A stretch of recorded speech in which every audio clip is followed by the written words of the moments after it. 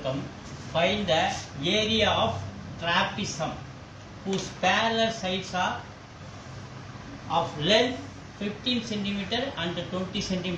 ஒரு trapezoid உடைய அந்த parallel side ரெண்டு சைடு length சொல்லிருக்காங்க 15 cm 20 cm. நம்ம என்னன்னு வெச்சுக்கணும் side 1 side 2 அப்படி நாம வெச்சுக்கணும்.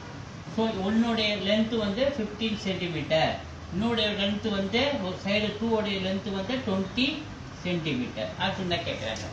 So whose distance between the parallel side is 12 cm. ரெண்டு parallelக்கும் உள்ள distance அது நம்ம height னு வெச்சுக்கணும். அது நம்ம என்னன்னு வெச்சுக்கணும் height எவ்வளவு சொல்றாங்க 12 cm. So என்ன கேக்குறாங்க find the area of the trapezium.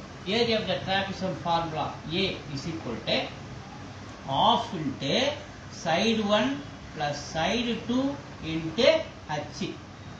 Half side 1 எவ்வளவு 15 plus side 2 20 into h வந்து 12. So ரெண்டுத்தையும் ஆட் பண்ணுங்க half 35 ரெண்டுத்தையும் ஆட் பண்ணா into 12.